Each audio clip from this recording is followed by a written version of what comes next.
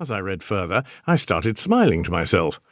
After all, it was absurd, and, in case you were wondering, blatantly false. My main connection with Bill Gates was some brief work I'd done with the Bill and Melinda Gates Foundation on early childhood nutrition in Africa some years earlier. I've certainly never joined the ranks of the Illuminati, and even if I wanted to, I have no idea how one would do so. No COVID-19 vaccine had yet been approved, and I'd played no part in the effort to develop one. As for advising governments, I did do some of that, but my advice was limited to issues such as incentivizing adherence to pandemic restrictions and mask wearing, distributing financial aid more effectively, improving motivation for educators and students, and working to decrease domestic violence.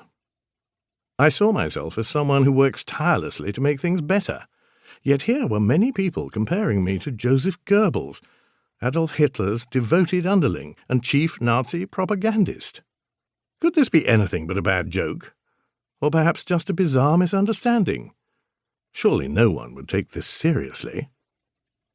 However, I followed the links deeper into the bowels of the internet, and it appeared that many people were taking it quite seriously indeed.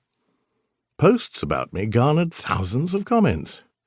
My evil twin appeared in clumsily edited videos, sometimes dressed in a Nazi uniform and always with despicable intentions.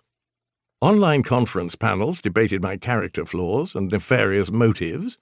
There were calls for Nuremberg 2.0 trials to find me guilty and sentence me to public execution. After several hours of reading and watching videos, I no longer found it remotely funny. In fact, it was painful and confusing, especially when I later learned that the people who believed these lies about me were not only strangers, but included people who had previously studied and respected my work, and even some people who had known me personally for years. How could they have it all so wrong? Surely, I thought, if I could just have a conversation with them, they would realize their error and all this lunacy would end. Maybe they would even apologize. I saw that one of the discussion leaders, Sarah, had a phone number listed. She was the one calling for me to be put on trial. She was absolutely sure that once my crimes against humanity became public, I would be one of the first to be hung for everyone to watch, cheer, and celebrate. I decided to call her up and set the record straight. What could go wrong? Well, a lot, it turned out. It didn't go well, for reasons that are probably obvious to anyone who has spent even a few minutes considering the odds of convincing someone to change their mind via a surprise phone call. Only I wasn't thinking, I was deeply offended and emotional. After introducing myself, I told her that I wanted to set the record straight and that she was welcome to ask me anything she liked. Her first set of questions surprised me. She asked me about my views on what was going on. When I started talking about COVID-19, she stopped me immediately. No. What do you know about how COVID-19 fits with Agenda 21 and the globalists?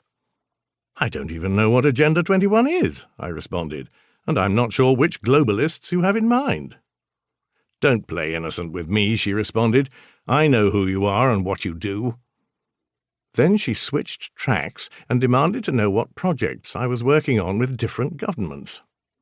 At the time, I was working quite intensely on projects related to COVID-19, with the Israeli government and a bit with the British, Dutch, and Brazilian governments as well.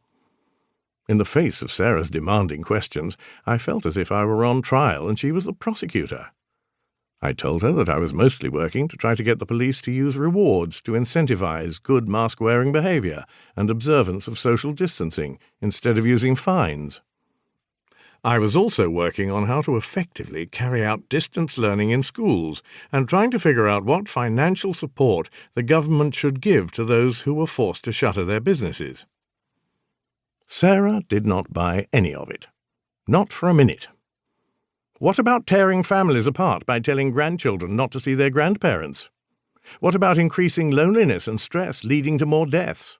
What about forcing kids to wear masks that decrease the supply of oxygen to their brains? My feeble attempts to deny all these accusations had no effect. How do you explain the millions you were paid for your consulting services to different governments? She demanded. Here, in my naivety, I saw a glimmer of hope.